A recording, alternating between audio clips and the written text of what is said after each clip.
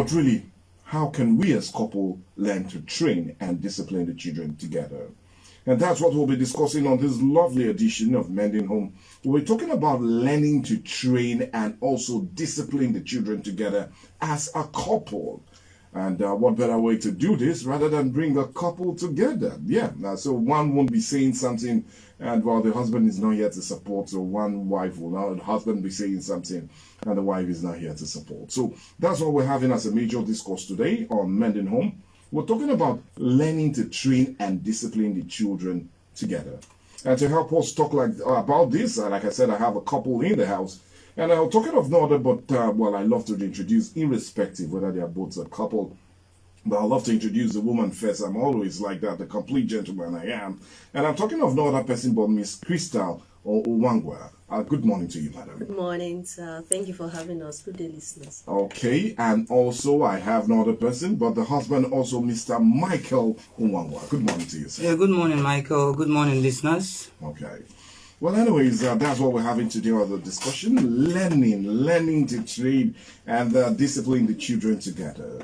Well, anyways, let me start first with you, madam, and I'll quickly go there. Now, many people will hear this and they'll be wondering, now, but why is it important to have a united front in disciplining and training a child together by both parents? All right, thank you very much. It's very important to be united with your spouse in disciplining your children. Okay. Because discipline here, as regards the family, is about parenting. Okay. Now, God made the home where there is a man and a woman by no mistake. Yeah. There is the role of the woman in the life of the child. There's the role of the father in the life of the child. And there is what we call collective roles, where the parents come together and form or imbibe a particular character in the life of the child. So it's very important to be united in disciplining your children, because if you are disjointed in, or you are not in agreement in disciplining the child, there's every tendency that the child will pick one. It would tend to look at one side. Yeah. Okay. And if he feels that he's comfortable with the father, and he will go that way. Okay. So in every way, he might end up, when there's not a uniform way of discipline, he might end up pick one parent that is less harsh to "I love you," and the one that is harsh to "Oh, mommy doesn't or daddy doesn't." Exactly. And we know where the child will tilt towards. Well, anyway, we'll try and know. But anyway, let's know more about this, and let's bring you, sir, Mr. Michael, down to the scene. Now, your wife just said really how important it is. But let's state with you also being the head of the house. Now, why is it important that both you and madame should have a united front when in every way disciplining the child together? Often training. Why should there be a united front? Okay, first, a house divided against itself cannot stand. Of course, for sure. So in this case, the father and the mother being the house, or the people running the house, if they don't have a united front, either in training children or in anything for that matter, they are going to have issues. So it's very important, because you send wrong signals to these kids. When they see that daddy says yes, mommy says no, they're going to want to take advantage of it. Or you also send a signal to them that you guys are not united. You don't know what you're doing. Wow. Okay, and so the kids perceive that. Of course, absolutely. You know, there is this song by Luther Vandross, Dance with My Father. Yeah. And that song captures it very well. Father and mother might be different, but different as we might be, we need to be united. Some mothers are naturally harsher than the fathers. And in other cases, the daddies are harsher than the fine. But whatever the case might be, whatever your temperament or whatever your dispositions are, you need to come together to do the same thing. So Luther Vandross sang that he'd do anything to dance with his father, because there were times his mother would tell him to do something, and then he would cry and run to the father, because he knew the father was less harsh.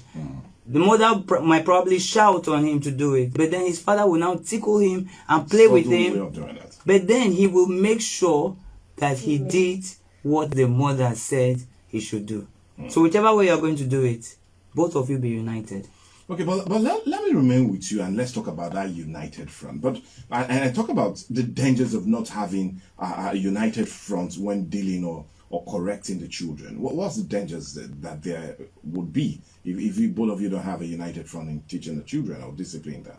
Yeah, like I said, it's going to backfire. The children might want to take advantage of it, and it might even cause quarrels between the husband and the wife. Because if I know that my mommy and my daddy, they don't agree on those kind of things, I will cause a split within them. Children don't really think deep, so for them it might just be about getting what they want. So if the mother says no, the child runs to daddy, and then daddy says yes, and then of course the child gets what he wants, but then mom is not going to be happy with daddy, and so they already have issues. Okay, and these issues will come deep and it will affect other areas of life. So that's one dimension. Then the second dimension, like I said, you're giving the children a wrong foundation or a wrong definition of what a home is. So how is their own home going to be? Their home is going to just be a reflection of what they have seen their parents, do. So you're doing damage to the kids ultimately. Okay, madam, you spend a whole lot of time with the kids. That for sure, I know. And let's talk about the dangers associated with both of you not having united front when correcting these children. Yes, we've stated basically the ones that the evident one, but another thing is that in the long run you are going to have a dysfunctional kid. Okay. A child that has an entitlement mentality. Yes, I was talking with my husband and I told him, I shared a story about a girl that needed to go back to school. Though she was done with her MD and all that, she wasn't home for Christmas and the New Year season. So she came back home. She needed to go back. Her mom said, "You are not going." She understood that the father was the lenient one. Okay. The mother stood her ground, and the mother told me categorically that she wasn't going back to school. Okay. But somewhere along the line, she found her way into the father's heart, and the father allowed her to school. Okay. So she already is entitled to her opinion and her feelings. She understands that if I feel like this, I must have my way. Okay. So she had her way, obviously, and it was not so nice. Yeah, between father and mother. Yes, between father and mother. So raising an entitled kid it's going to be, it's a danger. Yeah, it's a danger in the future. So giving children this kind of platform where they see that daddy and mommy don't come to a consensus when it comes to agreeing on what discipline should be like gives a child an entitlement mentality. Okay, well, anyways, that mentality is what we're trying to correct. And in case you're joining us, it's Mending Home. We're talking about learning to train and discipline children together. And anyway, I have them together right here, a husband and a wife, and I'm talking about the Mr. and Mrs.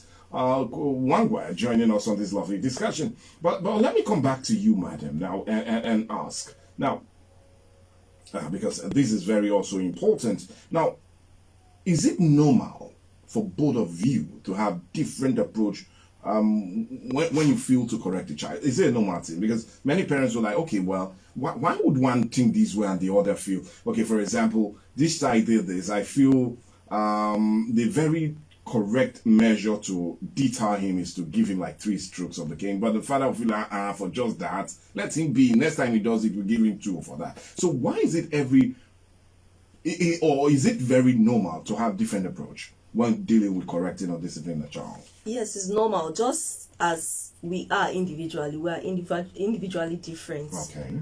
Why some people can tolerate a whole lot, some people are short-tempered. Of course. That's one aspect to it. Then the way a man corrects, for me, I think is different from the way a woman corrects. Okay. And this I can attribute to the fact that a lot of all these children, because they see us too much, there's this element of see finish. So for mothers. Yes, for mothers. So they tend to. So most times, I think the mothers are the ones that are always pushy, but the fathers are like calm down and all that. But in all, even though your approaches are different, you should always aim for a particular. As in, your goal should be uniform. Yes, your goal should be uniform. Do not let the child see daddy as a bad person. Do not let the child see mommy as a bad person. You can have a different approach without rubbing it off on the face of your partner in the presence of the child. children. Yes. So I can disagree in my mind. At that moment. Yes, at that moment. But I may not show it. I may have to excuse the child and say, okay, go. Just Now, go first. have a one-on-one Yes, discussion. and have a one-on-one discussion. So I don't make my husband or my wife feel like it or look like the bad person in the face of the child. Whatever our aim, we should always understand that the aim is to build a child, is to train a child, is to discipline a child. So whatever our approach, irrespective of how different it is, we should understand that we are in uniformity of purpose. Okay, well, talking about uniformity of purpose, anyways, Mr. Michael Nwangwe, I want to ask, is it normal, just like you said, to have different approach? And I know many times both of you have encountered it together, and oh, come on, sometimes you feel, well, come on, is she not just too lenient to them or too harsh? So is it normal to just think differently from her own approach of dealing with the issues? I think, just like she said, you'll be different. Okay, I remember this practical example. There was a particular day when the children were doing something. Yeah. So they did something wrong. I think they were fighting or something. So I beat them. There were 3. I beat everybody My dad's together. laughing already. I think the last one was not even really involved though. So, there's this thing you need to understand. Okay, and I'll come to it later. It's about, when you're parenting. Yeah. The Bible says that children should obey their parents. But then parents should not provoke their children to Also, anger. Okay, we know. So there's that dimension. So sometimes the parent can be wrong in discipline. You can get it wrong because it might be pressure at work. It might be something else. So an innocent child just does something which ordinarily we may have gotten away with. You understand? Verbal caution. But maybe because you don't have money, you have not paid something, you just take your anger out on the child. So that day, I just beat the 3 of them, both the one that did something, the one that did not do anything. Anyway, they are related. Go ahead. So she didn't find it funny, and the children were crying seriously. And but that day, she now told me, no, Why would he touch the you? child was even complaining. I didn't do anything, so why, So she didn't like it, but we were able to sort it out. Like 1 year later, I think it was 2 years recently, one of them was still reminding me, said, that day you beat me. We were doing devotion. I was teaching them something about have your parents ever done something that you don't like or that was wrong? The guy After said 2 years, you that day you beat me and I didn't do anything. And I was okay, sorry now. That's why we're here. He said, no, is it not that time you should have said sorry? It's not now. So Okay. but whatever the case, I understand. you need to have a united front, and then you also need to take it easy Okay. because you need to be sure that you are disciplining the child for a right purpose and you're not just being unnecessarily emotional. Maybe it's something else that is disturbing you and not take it out on a child. Okay, but let me come to you, madam, now, because you've seen this situation play out a whole lot of time. Do children honestly see these differences and try in their best of ways to manipulate parents having these differences in approach? Very well. These children, they are smarter than we think. That's just the truth. I use myself as an example. Growing up, I was a daddy's girl. I was very close to my dad. Yeah. Like, if you spank me by 2 p.m. and my dad comes by 6 p.m., once I hear the horn of the car, That's when you I'll cry. start crying and Okay. all that. So Okay. there's this soft spot he has for me. Okay. If I do it, I don't do anything wrong in his eyes, and this gets to my mom. So I see them as a child. Most times that they quarrel because of me, Wow. and I enjoy the attention my dad gives to me. Wow. Now I can relate because now I know better and all that. So I see these children most times when you quarrel or you get offended because you are trying to defend them or their acts, they find pleasure in it. Wow. They do. Wow. And I want to mention here that there's a discipline that works. There are disciplines and there are disciplines. Okay. There's a time for conversations where you sit down and reason with the child. It's not all about spanking most times. It's not all about spanking. So they understand. They do. Okay. Okay, but let me come to you, sir, now, and also ask. really, can they really manipulate the differences and sometimes get their way, or even get revenge? Because children do so. You know, you might really hurt them today. They will like keep it in their mind and say, okay, don't worry, I know what to do. And tomorrow you punish them. They bring it close to their mommy, and she sees that, well, you're not fair with that punishment. But the truth was not because of what they did now, but what they did before, and they're just trying to bring it down. Manipulation. Can they always enjoy doing so? Well, I don't know if it's enjoy, but you know, for them it might just be about getting what they want. Okay. Okay, so it might not be deliberate, but in their child's mind, Yeah. okay, it's just let me get what I want. And I've seen that this method works.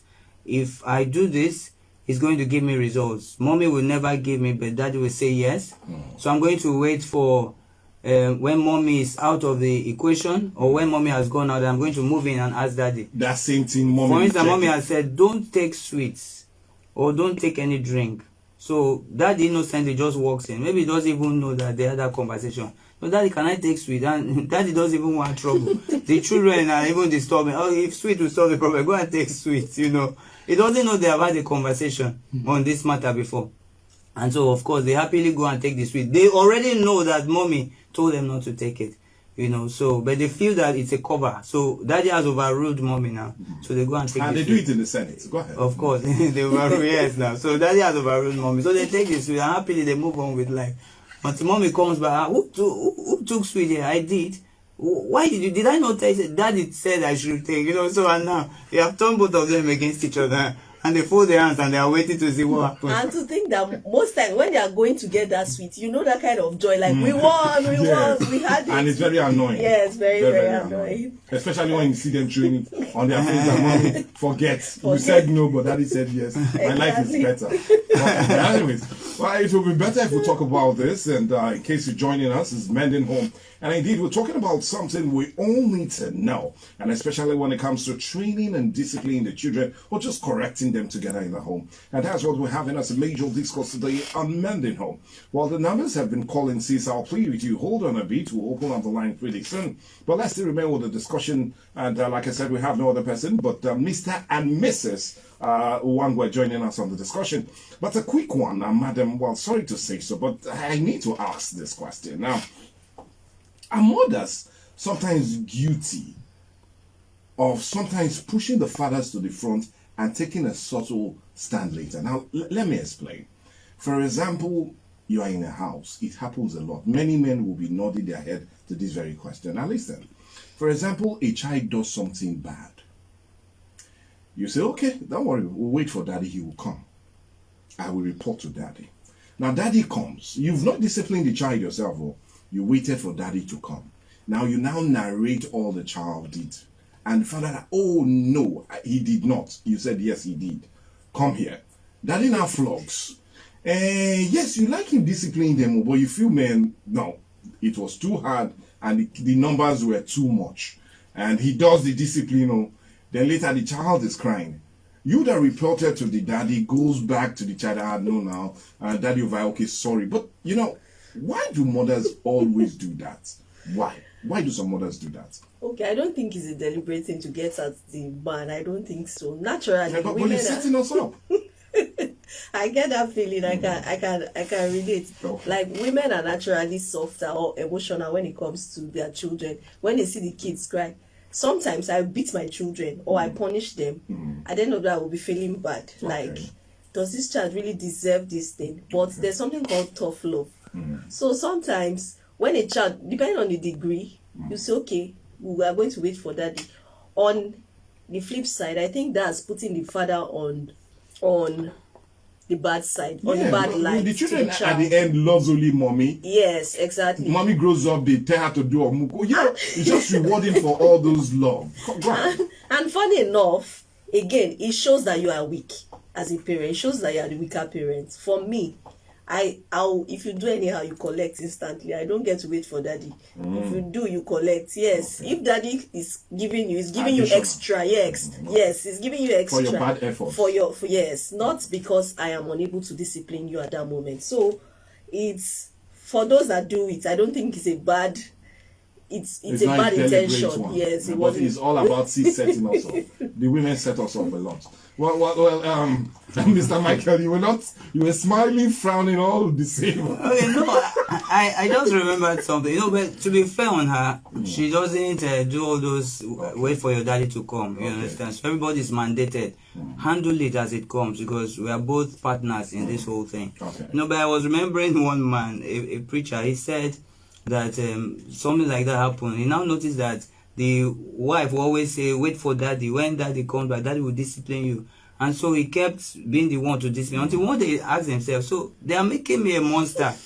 Why did you not discipline him when he did it? So that when the children now grow older, what they will remember is daddy always beating them. Then they'll be inviting you to their houses. You go to America tomorrow, you go to UK. Then they will now leave me at home, and they will be putting food in freezer so that I'll be warm. I'll become a lonely old man. He said next time you will do it. You will do that discipline. And it's not only me. Yeah. Let both of us have the bad name. You know, so that's how it is. She doesn't do it. She handles them. But I think it's for mothers and fathers to listen. Why should you always say when your daddy comes back, you discipline? Is it that you don't have strength? Is it that the child does not respect you or regard you? What message are you sending? Because you are now the good person now. So when the daddy comes, daddy beats the child, and you now, the child will even run to you now, say sorry. So, but you are the one that reported. When you are not the good person. And the children end up saying, "I'll buy a car for mommy if I grow up." And daddy, well, later maybe. Like my son, yes, they say buy a small car. Buy him a truck. Buy me a truck. Okay, He'll buy himself For the himself, fastest car in America. Now I know where the king come from. The small carpet. Okay, but that was we're still with the discussion and enjoying what we're talking about. But let me quickly come to you, sir, and ask. It's not only the women that are guilty with this, the men. Why this plays out a lot, especially among us men? The different punishment you give to a girl is different from what you give to your son. Now, it's been alleged that most men would give the daughter a more softer measure of correction, but the boys know. And because of that, we end up having many daddy girls in the house that hates mommy with passion. Why do fathers also do that? I think it's just the principle of opposites attract. You know, normally fathers don't joke with their daughters. It's a normal thing. Oh, well, many fathers will be saying, "They're right, doctor." Yes, they don't joke. I mean, don't touch my dad, don't touch my girl, and the girl too. They don't touch my dad. You know, so they're really attached, emotionally attached to each other. Okay. You know, we have two boys. Okay, but my parents had a boy and a girl, I and my sister. But I noticed my father was very close. You know, there was a way he treated my sister. There were things she could get away with, which I couldn't do. You know, I cannot remember him. I still remember some beating that he beat me, but I can't remember him really beating my sister. There are things he would say, and he would just stop. He won't be able to challenge her. But there was a time my dad said something. We were growing up. He now said, "Waiting person no get no the hungry." You understand? So he was just trying to teach us about contentment. I think somebody gave us something. They was now talking. So, but you know, now I'm looking at it, but again, it's sometimes it's a quote of poverty. You know, waiting person no get no the hungry, and you aspire. So from inside the house, my sister just shouted, "What the person no get the hungry ammo? If the hungry ammo, my father just kept quiet. He didn't say one word. I was in my day, I wouldn't even have the courage to do that kind of a thing. You know, but what she said was true. But you don't get the hungry. But my father kept quiet. You know, then there was another incident when she wouldn't take drugs because you know, she had faith that she was going to be healed and all that. You know, he tried talking to her, but he now came to me and said, "Go and talk to your sister." So I was able to talk to her and all that. So he was much more lenient on her, and it cuts across. I've seen it in many occasions. No, a whole lot. 70% of homes is like that. But madam, do you feel men really do that? Yes, I do. I told you before now that I was the daddy's girl. Okay. So I don't know the attachment. Maybe it's the law of opposites attract and all that, but it plays out. And in disciplining a boy and a girl, you understand as a man that you are rugged. So you are a boy, I will give it to you the way I will give it to a man. But you understand that a girl is fragile and all that. And you know women are quick to tears. Okay. Before you hit her once, she's all over you, begging So and you all that. just So I guess reduce- that's the reason for it. reason, I guess. Okay, well, anyways, we'll guess right if it's so. But anyways, in case you're right here with us, it's Mending Home, and indeed, we're having a lovely discussion. And we're talking about training and also correcting and disciplining a child together. That's what we're having on this lovely edition of Mending Home. The calls are still coming. I'll plead with you. I'll take it pretty soon. But let me come to you, madam. Now, let's be honest. How do we now learn to really take a stand? And can talking about the action to take together help to resolve this issue? Because before doing it, because does it really make sense to put that uniform stand? So how really important is talking about the different, because in some home, if you break this plate, you know what will come to you. If you lie, you know what will come to you. If you take something that is not yours, you know what, the punishment is spelled out. So should talking and getting a uniform punishment be a good way in dealing with this issue? Yes, like communication is the bedrock of any marriage or any relationship. Okay.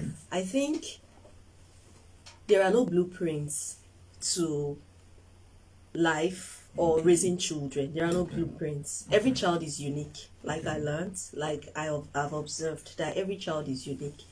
Now, one thing is understanding your home, Okay. setting your rules as it applies to your home. Now, there are some families where there is the law that no spanking from either parents. They've agreed and it's working for them. Okay. But for me, I doubt if that law will work. I doubt. Okay. So I've understood my kids. I've understood what works for me. It's not flog, don't break their head and all that, but there is A what we measure call, of yes, it. there is a measure of it. Now, as while we were growing up in marriage, when we were new, I somewhere along the line, I don't know, it wasn't intentional, I discovered I was closer to my younger son, the younger one. He was very close to me, very, very close, very attached to me. And because of that, the boy knows how to whine me very well. He does things, gets away with it. Things that ordinarily his elder brother would do, and he will get what he spanked. deserves. Yes. Yeah. But there was one time, myself and my husband took out time to assess ourselves, the kids. We take out time from time to time, assess our marriage and everything about us. And he said something. He said about the kids. He said, I think you are indulging this boy. I was like, really? So he pointed it out to me. And we sorted it out there and then that, yes, this boy is also a child like the other person. What is good or what is made for this should also be made for this. So in doing this, we resolved that we're not going to quarrel over the children or anybody's action in their presence. Whatever you do, even if it's not fine, I will swallow it up until we get into the closet. Yes, and I will tell you, this thing you did, I think it's not nice. You overdid it. Yes, you overdid this. And if there's room for apology, you will call the child and apologize to the child. So I think parents should come to an agreement on disciplining the children, even though your actions cannot always be in uniformity. But somewhere along the line, you should also look at the end results and see the effect it will have on the children. Okay. So that's all about communication. Yes. Well, so what do you want to say to this? Just a few words there. Okay, yes, to wrap this up, Alvin Toffler says a 21st century literate is not one who cannot read or write, but one who cannot learn, unlearn, and relearn. Okay. So all of us who are listening this morning, we probably had our methods, or we had methods that our parents used. But you need to sit back and discuss it, think about it. There's nothing wrong in learning new ways. It may not have worked, so try something else. Just think of what we've discussed this morning and talk about it with your spouse and make sure that you are both on the same ground while you are raising your kids. Thank you.